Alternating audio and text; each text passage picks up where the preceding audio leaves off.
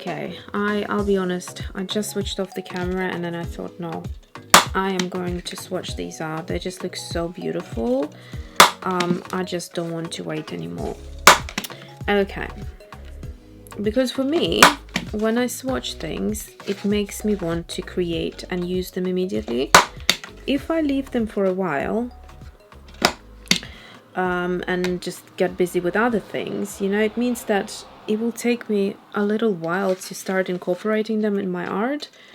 So I love them so much. I want to just start using them. By the way, I remember reading one of my viewers' comments asking what corner punch I used, what size, and I had to check it because I wasn't sure whether it was XS or S, and now I don't remember. I know which video it was. So if you're watching, it's the S. I'll try to link it down below. So it's the XCut, and oops, loads of corners came out.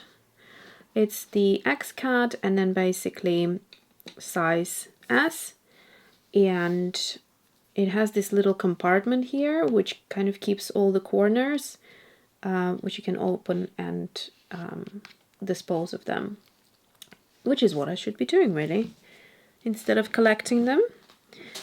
So, paper, I'm using the Canson, is it Canson? Yeah, the Canson Aquarelle 300 GSM XL paper, and I am going to swatch them all together because I counted. I now have 20 in my collection. So let's start with dark Sap Green, a bit closer. So if you're new to my channel and you're thinking what on earth is going on, besides the point that you could figure out from the title and the thumbnail, we're swatching rather the Museum Aquarelle by Caran. These are water-soluble or watercolor pencils, and they are stunning. That's all I have to say. So I'm just going to lay the color and then I'm going to use the water.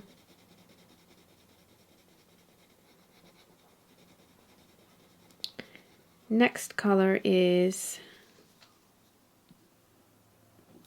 I could make them longer, couldn't I? About this long. So the next color is Umber.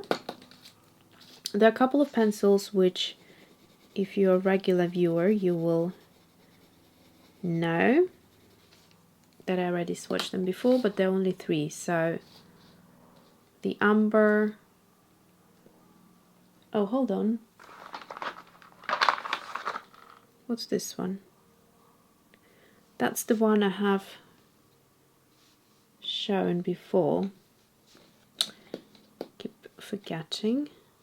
It doesn't, that's the only one that doesn't have a title written on it. So I had 4. So I had Umber, I had this one, and these 2 already shown.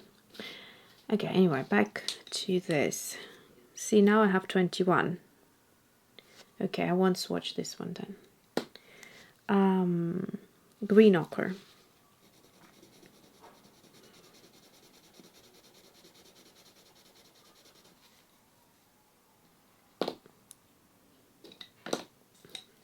Then we have lemon yellow.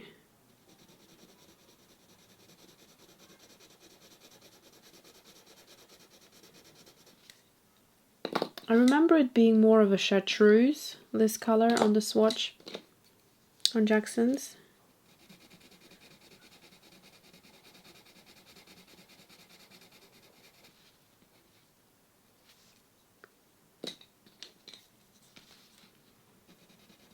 So I could have made the swatches a bit bigger, but that's okay. We'll get a good idea. Right. I got a little bit carried away. So lemon yellow, Naples ochre, and light flash tan. Now we have Apricot, I believe. Yep.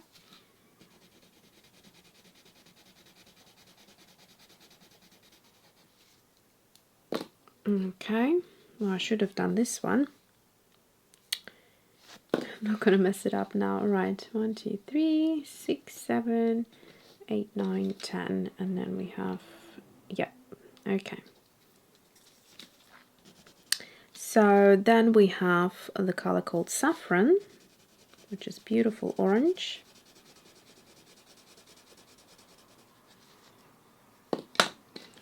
And then orange.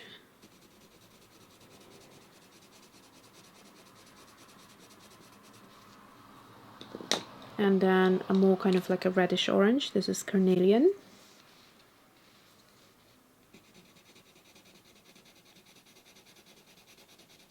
This is really beautiful. It's like a burnished orange.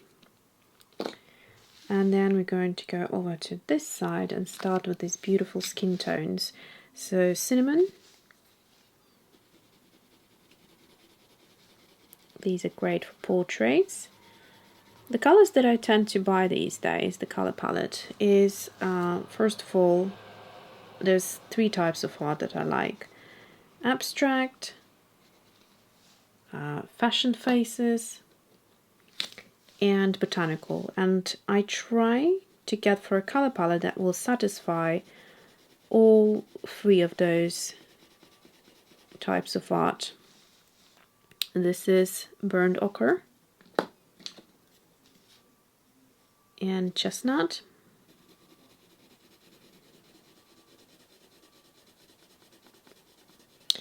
I have started using or adding a lot of brown tones into my art, which I didn't do before.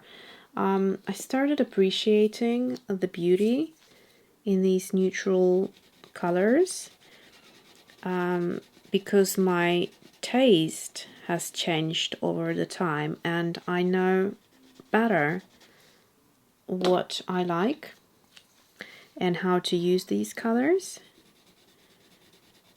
Particularly, obviously, the most obvious one is portraits. That's where it really kind of, you know, sits perfectly. Right, have I told you? So we had chestnut, then we had brown ochre, which is this one. So chestnut, brown ochre, Carmine Lake, and now we're on to crimson aubergine.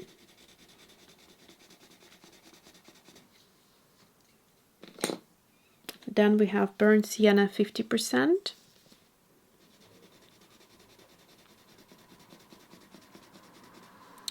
They also have these star ratings, and the star ratings tell you how light fast they are. So most of them have very, very high, except for I just noticed there's a 3 for the previous color that I just done. So this one here, that's a 3, so probably not very light fast. This is a very pretty color here. And then we have sepia 10%.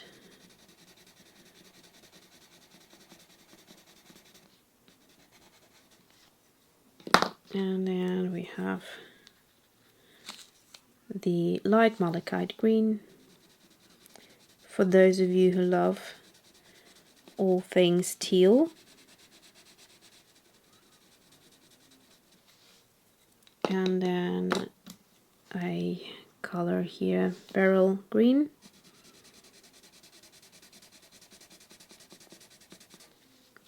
And let me swatch this one right at the end here, just because I have the space and I love this color.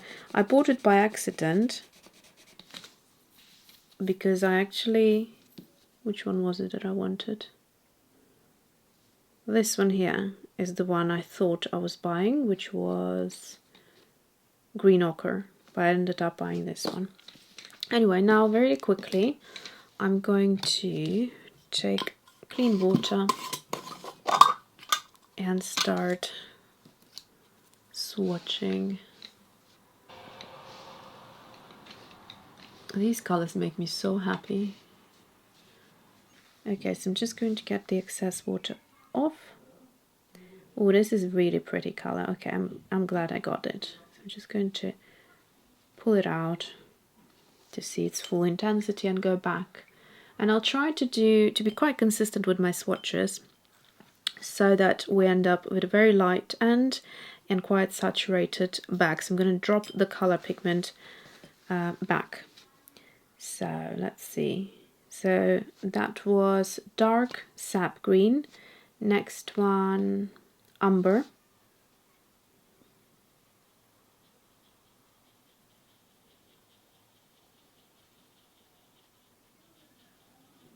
I like umber.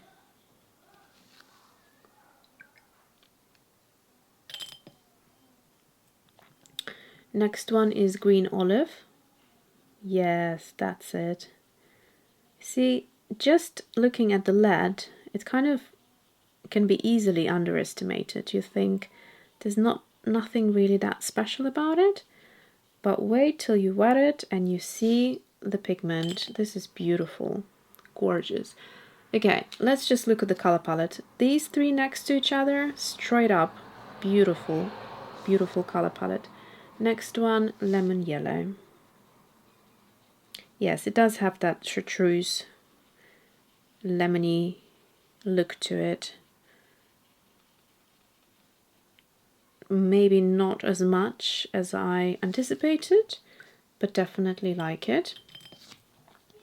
Next one is Naples Ochre. This is beautiful. Just, you know, skin tone. A light skin tone. Very easy. Very light. Next one, Flash Light 10%. Again, light skin tone with a peach tint. We'll get to the darker skin tones in the next column. The next four colors are all on sort of peachy orangey colors, which is great for you know, throwing in a little bit of a blush if you're doing portraits, playing with a bit of a tint in the skin tones. Sometimes we can have a little flush to the skin, etc. So these are quite pretty and peachy. I spent quite a bit of time, by the way, selecting this color palette, but it was such a joy. It was at the end of the day when my little one was already in bed. It was nice and quiet outside, as in outside, yeah. No car noise, no nothing noise. And it was just so nice to sit down at the computer, look at Jackson's website, go through the entire open stock range for these pencils and just pick the colors that make me happy. Oh, okay, I got carried away. Let's recap. No, let me finish this one so I don't mess up the swatches. Don't worry, I won't leave you without the names of the swatches or the color names for them. So if I don't do them straight away, I will go back. So we've done the lemon yellow. Next one is Naples Ochre, light flash tan. This one is Apricot. There we go, Apricot. Next one is Saffron. So this is Apricot, this is Saffron. This one is just orange, and this one is Carnelian. The one I just swatched is cinnamon. Then we have burnt ochre coming up.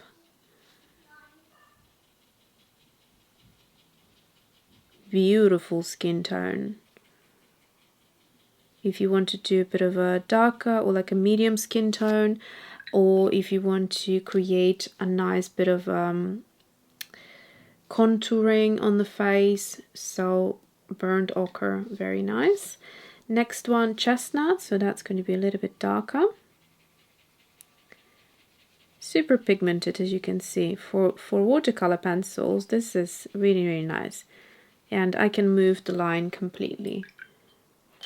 So as you can see here, you can barely see any lines there, and I'm not really working hard at it. So if I wanted to really have a good scrub and get rid of the line completely, I would be able to do that. Next one is brown ochre. This is nice. It's kind of similar to the burnt ochre, but so burnt ochre being here, and this is brown ochre, more on a yellow kind of warm tone. Carmine Lake. Now watch this one. This is gorgeous. This is similar to like Caput Mortuum type of a color, I think, from other art supplies that I have. And then this one is Crimson Aubergine. So this is more of a magenta type of a color. And I'm just going to pull it out and in like so. Burnt Sienna 50%. Oh, this is so gorgeous. My goodness. If I could paint my nails, my lips, my eyeshadow, everything in this color, yes please. Burnt Sienna 50%. I mean, I've never heard of a burnt sienna of this color, but can we just appreciate it? Sorry guys, I know I am, what's that word? Enabling you? But I couldn't be happier for you to share the colors that I find that get me so excited and make me want to create, and do make me create, not just want. I use these for my online classes. I use them when I create art off camera. So yeah, oh my goodness, Sepia 10%. That is gorgeous. This is like a warm, nude, grayish, slightly tone, but this color, oh my god, this is stunning. I've never seen a pencil of this color ever. And even like a watercolor, you know, this is a very unique color that you could get in a art supply without mixing it, is what I'm trying to say. Okay, so this one I already showed you before, but for those of you who are watching for the first time, I'm sure you'll appreciate it. Good old teal color. It's like a cobalt teal type of a color. And that was the light malachite green. Now it's beryl green. So see the difference between this one and the first color. This is a lot more turquoisey and kind of has this brightness to it, whereas this one has a turquoise color to it, but it's a little bit more muted. And then to this color, which I keep forgetting, but don't worry, I'll link it down below for you. Love, love, love. This is the one I got by accident, thinking it might be that one, but it's not. And I love it very, very much. I'm so happy I got it accidentally. But there you go. How gorgeous is that? Okay guys, it's almost 20 minutes of a video. I'm not going to start playing around with them now, but you get the idea. The colors are stunning. Oh my goodness. Alright, thanks for watching. I hope you enjoyed this and see you soon.